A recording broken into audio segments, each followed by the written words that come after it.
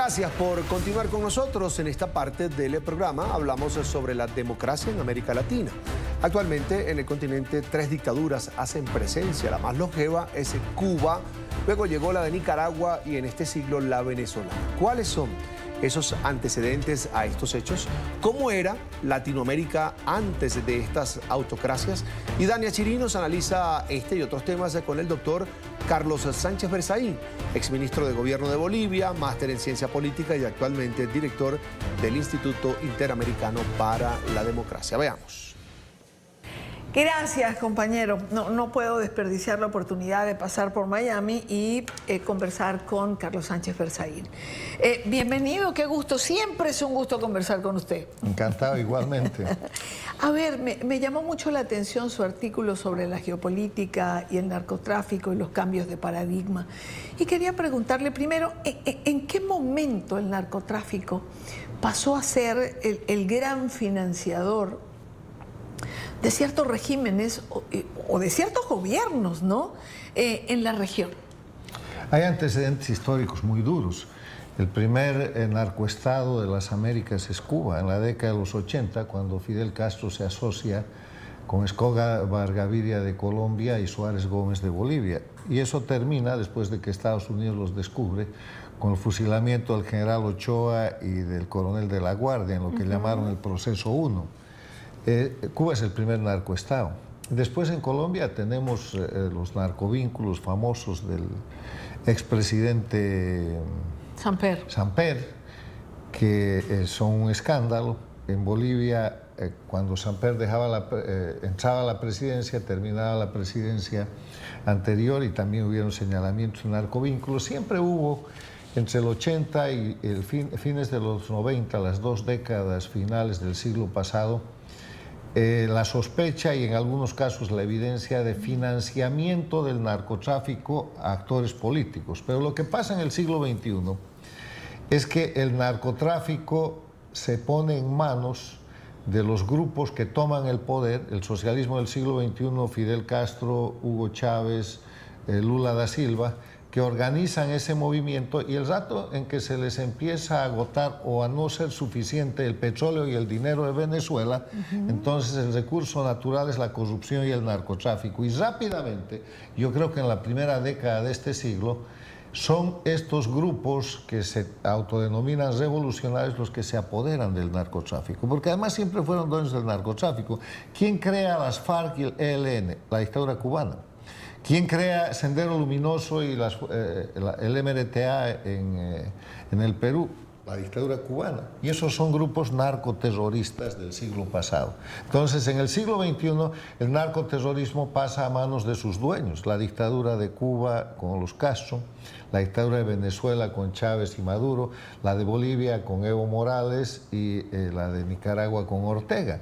Y ellos, en vez de ser beneficiarios de los narcotraficantes, pasan a administrar, a dirigir los grupos de narcotráfico y de crimen, y ahí viene el concepto que ahora se maneja de narcoterrorismo, porque el narcotráfico financia el terrorismo interno, que se conoce como terrorismo de Estado, y que se define como las acciones que desde el gobierno se toman cometiendo crímenes y delitos para generar miedo en la población, y que con ese miedo la población se someta en condiciones que de otra manera no serían posibles. Pero además de eso, atraen y protegen el terrorismo transnacional, Irán, el terrorismo islámico y otras fuentes del terrorismo, donde les dan seguridad, les dan cobertura, les dan reidentificación, entrenan y exportan el terrorismo. O sea que el narcoterrorismo tiene 2 efectos: el interno en las Américas, que es del sostenimiento de las dictaduras, y el internacional, que es, digamos, de entrenamiento, protección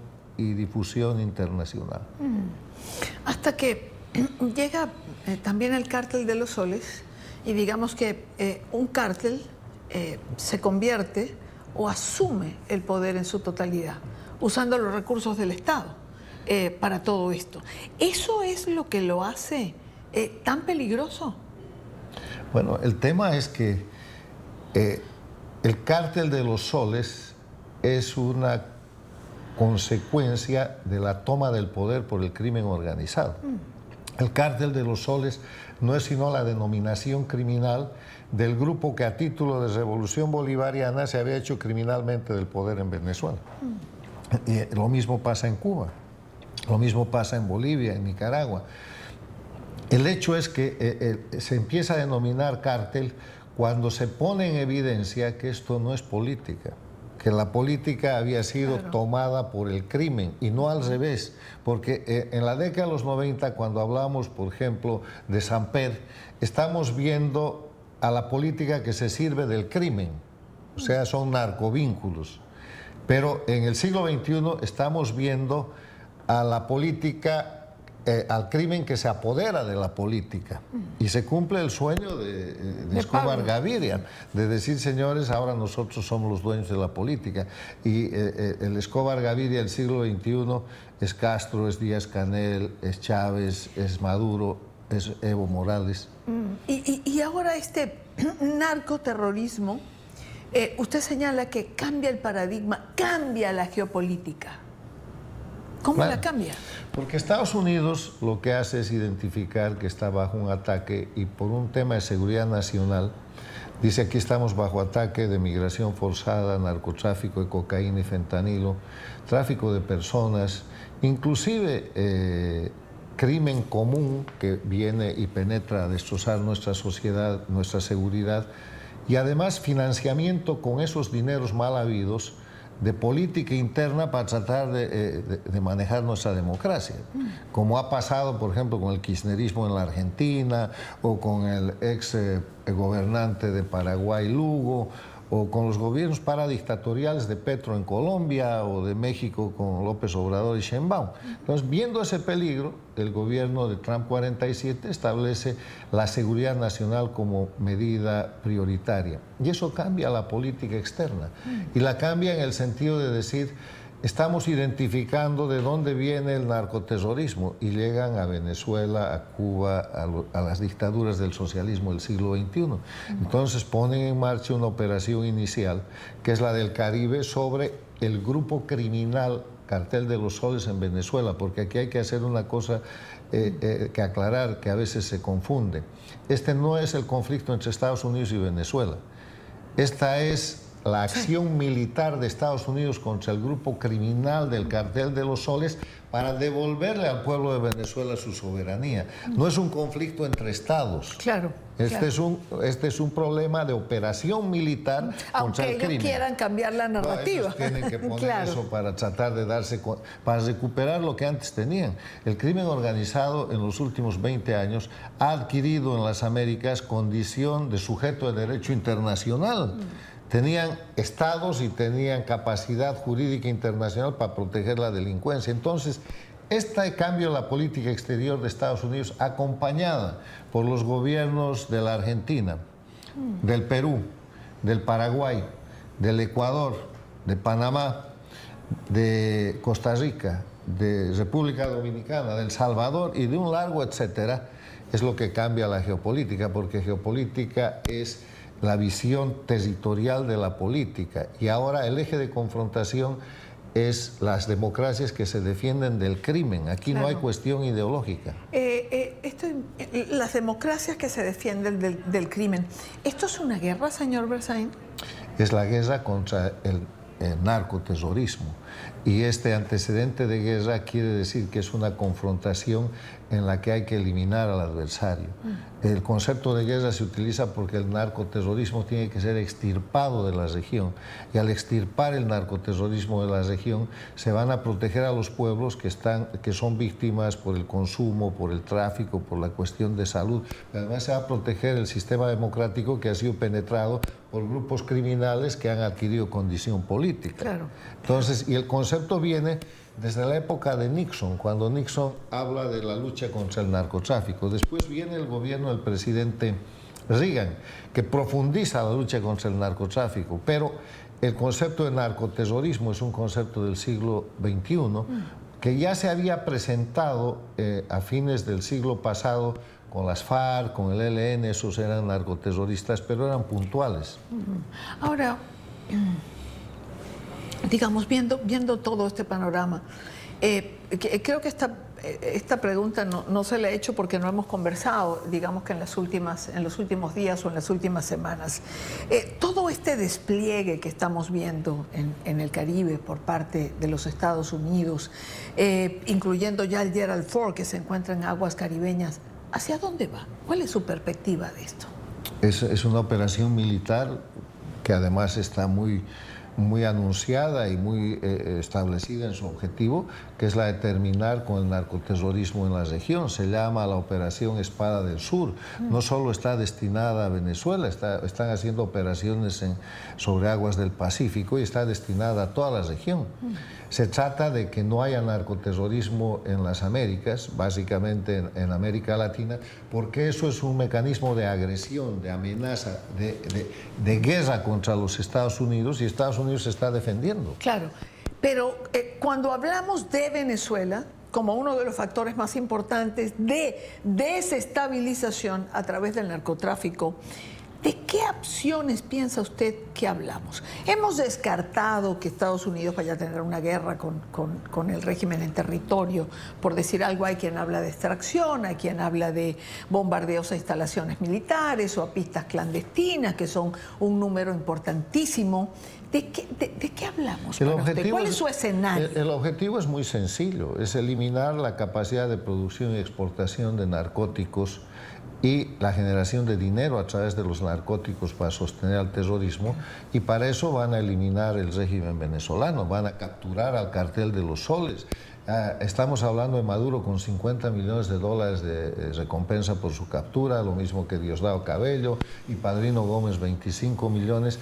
Están yendo a la neutralización y a la captura de ese grupo criminal. Ahora ese grupo criminal, que se atribuye a la representación del Estado venezolano, sí, tiene tres opciones.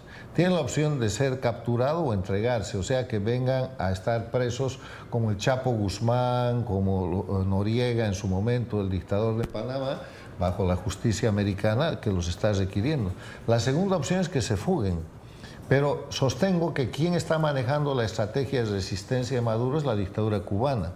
Y para la dictadura cubana no hay ni entrega ni fuga. Y la tercera opción es que sean eliminados, es la muerte. A la dictadura cubana le conviene más Maduro muerto que entregado o fugado. ¿Por qué? O sea, hay tres opciones, porque siempre así ha funcionado la dictadura de Cuba. Han inmolado al Che Guevara en Bolivia, inmolan a todo el mundo, a sus propias tropas en Angola, porque eso les permite un discurso que les da la posibilidad de sostener la narrativa de la falsificación de la revolución. Entonces Maduro sabe esto y está buscando una salida que le permita vivir, porque si es por la agenda de los cubanos, Maduro está muerto. Ahora, en esa salida que busca Maduro, se ha planteado que pide 2 años para salir del poder, algo que ha rechazado la administración Trump de plano, lo ha publicado el New York Times, y esto se viene diciendo hace rato. Habían hablado de la figura de los Rodríguez como unas figuras de transición, por supuesto que tampoco se acepta esto. Esas dos maniobras son cubanas. A ver, usted puede imaginar que si los Rodríguez, que son parte de la dictadura, se comunican con Estados Unidos y ofrecen un gobierno sin Maduro, después Maduro no los va a mandar presos al helicoide en cuanto se entere de eso. Esa es una operación concertada, obviamente, por eso siguen en sus posiciones. Y la otra, la de pedir 2 años, esa es la acción estratégica de siempre de la dictadura cubana, que gana tiempo, porque ¿cuál es la estrategia que tiene un presidente en Estados Unidos? Dura 4 años. Trump va a durar 4 años, está operando en el primer año. En 2 años más ya no tiene la fuerza que hoy día tiene, y los cubanos han vuelto a ganar y sostienen la dictadura. Lo hicieron en el diálogo de México, lo hicieron de nuevo en el diálogo de Guyana. Es su estrategia de siempre, que es la estrategia de dilación, que esta vez no va a pasar porque los estrategas norteamericanos saben que es ahora. Claro, claro. O sea, estamos aquí entre la estrategia de la democracia liderada por Estados Unidos y la estrategia de siempre. El líder es la inteligencia cubana que está operando para Maduro. Claro, ahora, no le voy a pedir que saque la bola de cristal del bolsillo y veamos qué va a pasar aquí, si vemos el futuro, pero ¿cómo se imagina usted el desenlace de esto? Bueno, no es imaginación, es la realidad objetiva. El despliegue de semejante fuerza de Estados Unidos y de la acción política que Estados Unidos ha desplegado, porque ha dado varios ultimátums, tiene que tener una conclusión a muy corto plazo. Y esa conclusión tiene que ver con el hecho de que van a cesar al cartel de los soles y de esa manera el pueblo venezolano va a tener la oportunidad de que se respete la voluntad expresada el año pasado, que se vaya a un proceso de transición.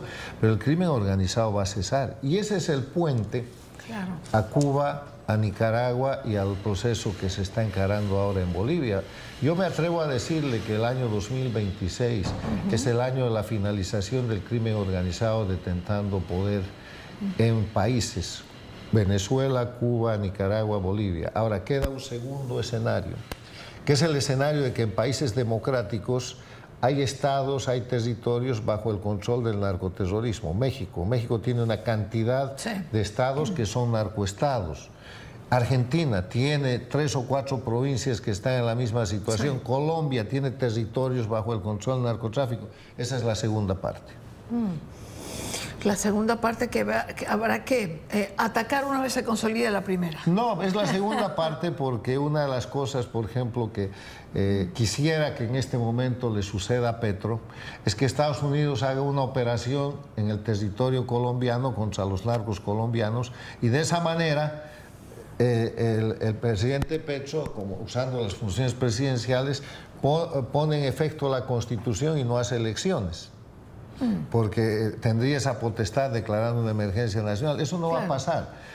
México está bajo advertencia que Estados Unidos puede operar en su territorio. Entonces, con gran discurso de soberanía, la señora Sheinbaum ha empezado a hacer operaciones antinarcóticos en México. Si ustedes revisan la prensa de 2 meses a este lado, y ustedes la prensa, entonces va a ver cómo hay operaciones antinarcóticos en Argentina, en Brasil, en Colombia. Colombia está bombardeando, en México, en todo lado, porque saben que ahí hay una acción y un anuncio del gobierno americano que le está diciendo a los gobiernos de la región, lo que tú no hagas contra el narcoterrorismo lo puedo hacer yo.